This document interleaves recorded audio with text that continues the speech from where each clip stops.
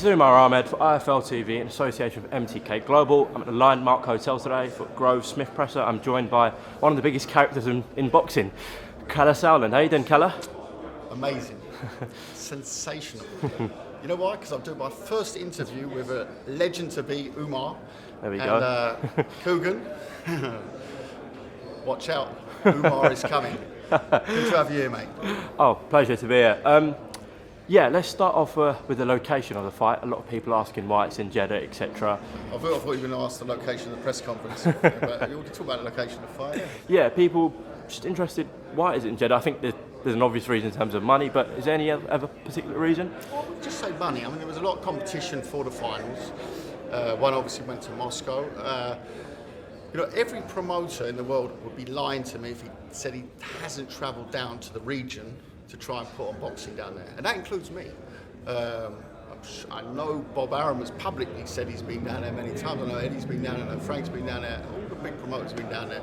So we're delighted to present the first ever massive fight from the Middle East and from Saudi Arabia, and this is something, you know, it's taking boxing to a new region, like it was with Africa with Rumble in the Jungle, like it was with Asia with Thriller in Manila. You know, I think it's a massive fight. It's the biggest fight in the super middleweight division by bar none. And it's, you know, it's sorry. I get the fact that people say, oh, well, why is it not in the UK? But this is a tournament. This is a Champions League. It's a global tournament. So get your head around that, right? Because we did Groves Eubank in Manchester. We did obviously Smith versus Holtzkin in the other semi-final from Germany. And then we all knew that we were going to fight. There was going to be a final. Now that final, imagine, you know, if let's say Tottenham made it to the final against Liverpool this season, it would have been in Kiev. It wouldn't have been in North London, it would have been in Liverpool, it would have been in Kiev. So it's you've got to look at this a little bit different. And at the moment, the UK is sport for choice on boxing. So we're announcing a massive event in the UK next week, doubleheader, season 2. Keep your eyes peeled. We'll be putting out there next week.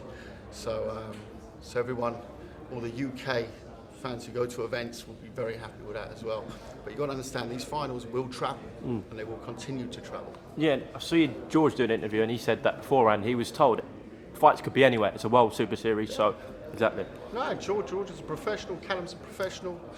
At the end of the day, everyone was saying Usyk's not going to go to Moscow. He did, of course he did.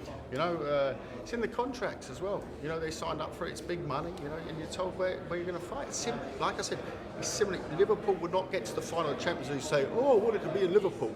Wouldn't happen. You know, similar here. Yeah. It will travel. People say, oh, well, you're going to Saudi.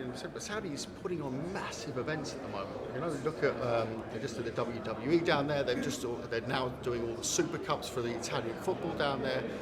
The UFC's going down there. So, you know, it's a region that's picking up big events, and we're delighted to present the first ever one and help them, you know, build the sport regionally. Yeah, sure. For fans staying here, though, not travelling, do you know sort of the price point on the ITV box office? I'm not too into my commercial side. I'm on the sports side, but it's under £20. It's a Friday night, so that's something you've got to remember. It's a Friday night. It's not a Saturday night. It's a Friday night. Anyone who's watched World Boxing Super Series, the massive setup, the same thing. 9 o'clock sharp walk-in ITV box office. 28th September. Yeah, exactly. On the Friday night, 9 p.m. I think the undercard will start around 7 o'clock. But it's a 9 p.m. sharp walk-in, and you know, we don't mess around with the times. You don't sit there like I've done that before, like wait until 4 a.m. Is that walk-in? No, that's like the lighting guy moving across the ring, and you wait. This is it. World Boxing Super Series. It's always razor sharp timings. 9 o'clock UK sharp walk-ins. Talk to me a bit about the fight, Kalle, between two very good super middles. Very good. No, I'll put that down to experience.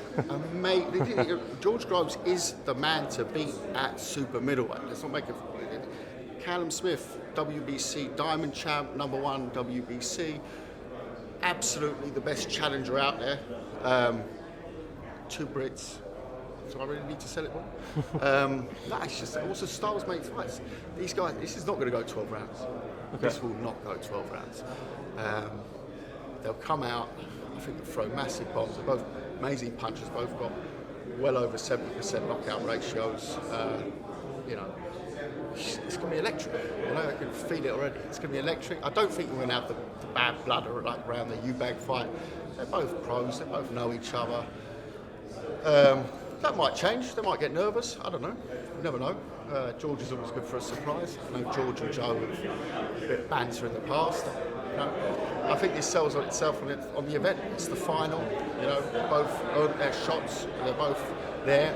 George, the man to beat in the division at the moment, and Callum very much the hungry lion, who's not really the green challenger anymore. He's earned his place. He's WBC Diamond champ, top of the rankings everywhere. So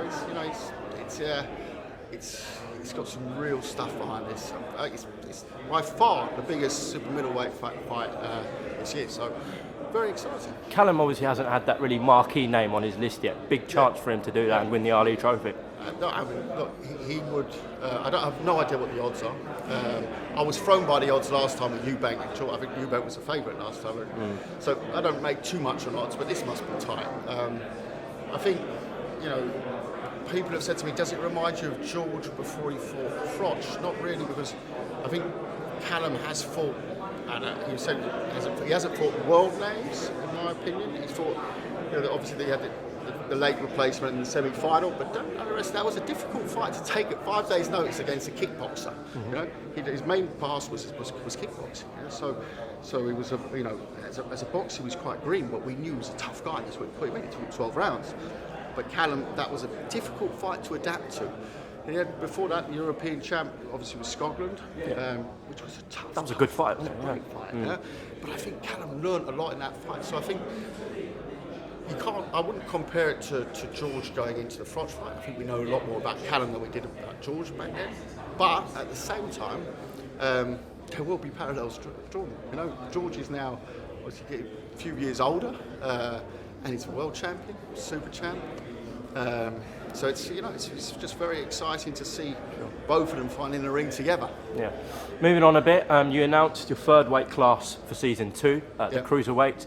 We expect to see sort of similar names from the first tournament? Yeah, we're going to get a couple from the first tournament. I'm not going to say the names now, but I'll tell you something. What we're doing is, everyone knows Usyk's going up. Whether he fights Bellew or not, he's going up. He said that next to me at the press conference.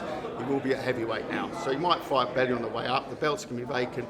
We're taking the number 1 and number 2s in the weight classes, across the governing bodies, so WBC, WBA, IBF, WBO. And from then on, you know, we know that we've got the best 2 in the divisions on each one. So we've got 8 super names. We took the cruisers because we know that's the situation. We know we can get all the belts, or most of the belts, back in again, and we know what they deliver. We saw in season 1 what they deliver. You know, I mean, we had 2 Fight of the Year contenders out of that. We had super names coming out. The fact that a year ago, Usyk, no one in the UK even knew. You know, we're now talking about him in a pay-per-view fight, just as a proof of concept alone on the World Boxing Super Series. Sure. Well, press about to start, so I better let you go, Kalle, but thanks for talking to IFL. UMAR, thank you very much. With Kalle Sauerland again, that's a run to the presser. Just want to ask a bit more about Usyk-Bellew. Would you consider bringing Tony into the tournament? Because he's happy to move back to Cruiser.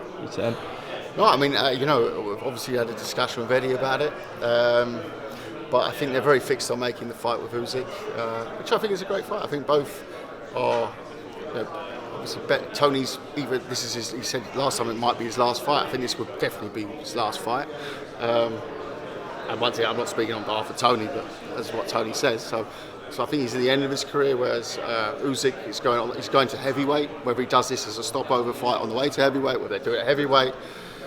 Whether Usyk fights, I don't know, Dillian White, with Deontay Wilder, I've heard every name mentioned, so it's all possible. But I do think, never underestimate Tony Bellew. Would you give him a better chance than Gassiev then? No, it's different. I'm not saying, I wouldn't even say, sorry Tony, I think Gassiev has probably got he's a bigger puncher, he's a bigger boxing pedigree, but you don't underestimate Tony Bellew. Something about Tony that you can't keep the tiger down. Yeah. Just want to ask about Josh Taylor, Ryan Martin. Colwell's a very, very good tactical trainer, very, very, very, very clever trainer, and the pair of them, they adapt to opponents. I mean, he's fought Masternak. It was a very, very close fight to the last round, sort of, and it was an amazing fight. And Masternak's a tough guy. He's going into the next season, by the way. Oh, okay. And and I saw in that fight just the way they work with each other. It's very clever. It's always they just have a very good working relationship. Any other names that you can give us for the cruisers? Dorticus, Gassiev, they'll be in it. Breedis, Dorticus, maybe. I don't know. Maybes, lots of maybes. But I'll tell you what, next 72 hours you get it. It'll be lots of fun. Sure. Just want to ask quickly about Josh Taylor and Ryan Martin. Is there a good chance that'll be in Scotland? There's a potential chance to be in Scotland. I know we're announcing a massive double header in the next week, but I think I told you that earlier. You did. Any extra info on that? Nope. Just next week, and it's the UK, and it's going to blow everything out of the park. Amazing bill, double header, boom, boom, boom. On that note, we'll end there. Thanks so much to IFL today, Kalle. Appreciate it.